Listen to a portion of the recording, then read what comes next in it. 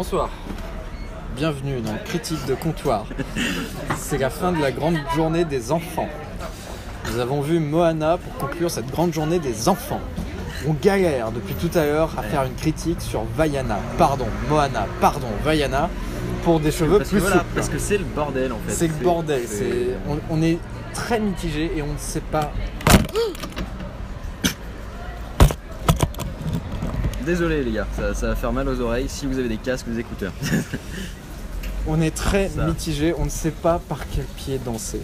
Sur quel pied danser Avec Moana qui raconte l'histoire de...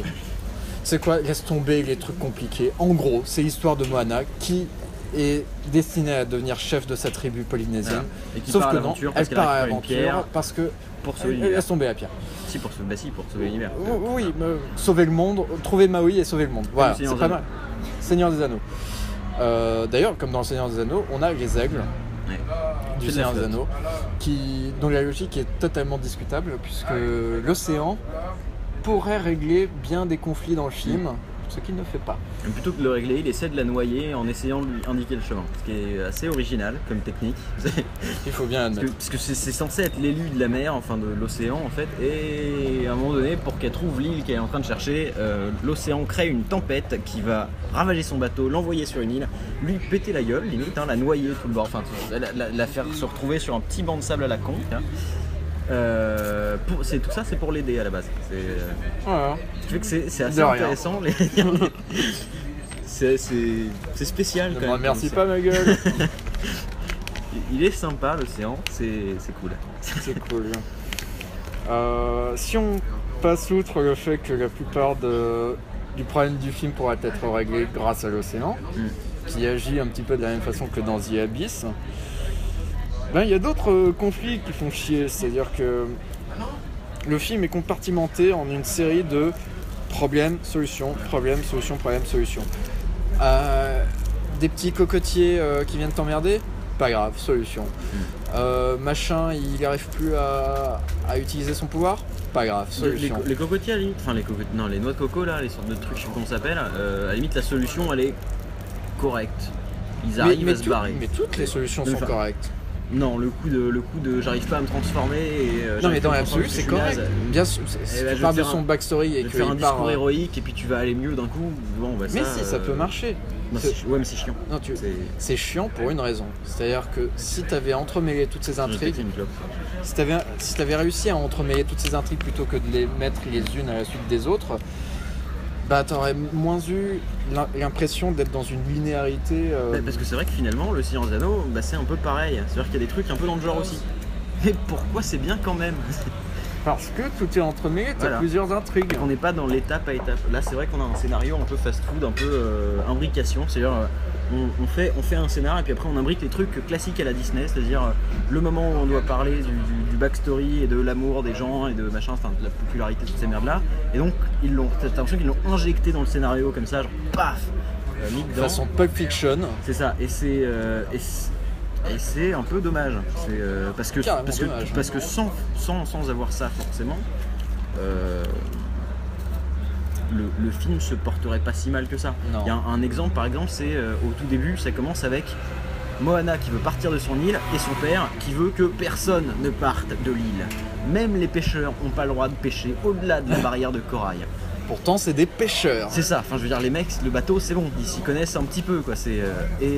Mais non, personne n'a le droit de passer la barrière de corail parce que ça va être plus ou moins révélé plus tard, à peu près. On est même pas vraiment. C'est dangereux quoi.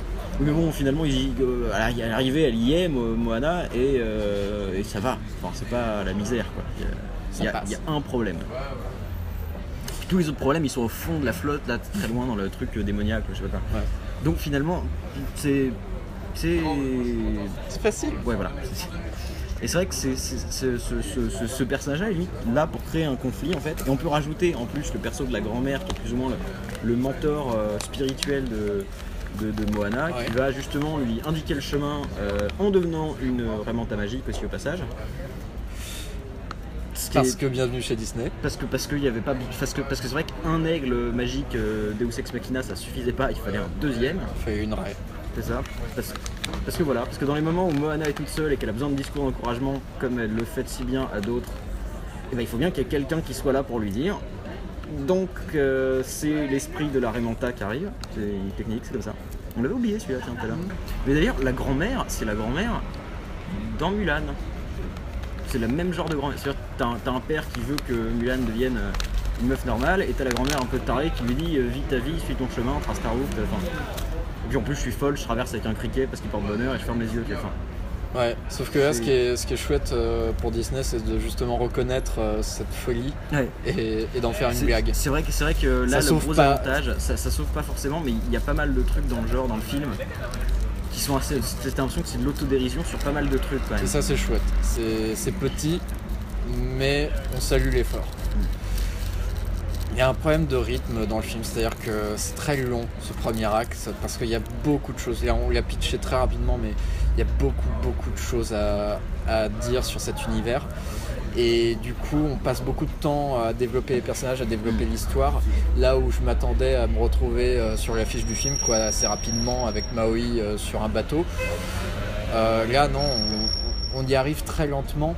Mais c'est vrai qu'en plus le problème du conflit avec son père qui est pas forcément nécessaire en soi, ou qui peut être il est nécessaire. Non, mais qui peut être compréhensible dans le sens où il pourrait tout simplement dire t'es ma fille, j'ai peur que tu te fasses mal, tu vois.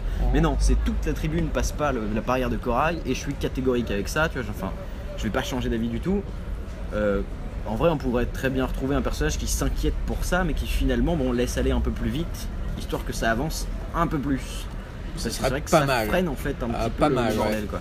Alors que c'est bon, ça suffit, il a dit une fois qu'il avait peur, voilà. Merde quoi. Au lieu de ça, du coup quand le film se rend compte qu'on est quasiment arrivé à la fin du premier tiers et qu'il faut lancer l'élément déclencheur, et tout d'un coup, ah merde, machin il est en train de mourir, ah merde il faut que je parte à l'aventure. Tout d'un coup ça rush très vite et c'est un peu le problème qu'il y a de plus en plus souvent chez Disney, c'est-à-dire que tu sens les troubles de production où ils ne savaient pas comment faire. En ce moment, oui, c'est assez ouf. Mais ça sent les troubles de production en mode ah mais attends, on voulait faire ça mais en fait c'est pas compatible avec cette idée et du coup on refait la scène et du coup on l'accélère parce que sinon on dépasse 1h30. Je sais plus, moi je me souviens de pas mal de films qu'on a vus là dans le mois qui sont comme ça en fait. Je saurais plus dire lesquels, mais je me souviens que c'est un point qu'on avait assez souvent abordé finalement dans plusieurs films.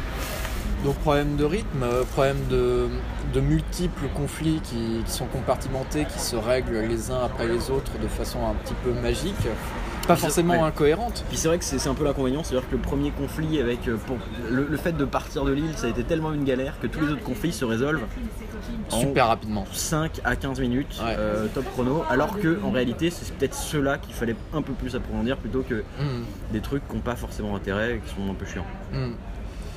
Et qui nous écarte de la quête initiale. C'est-à-dire que du coup on a un effet presque jeu vidéo, quoi. On a une liste d'objectifs à remplir et c'est parti mon kiki, on va les remplir les uns après les autres.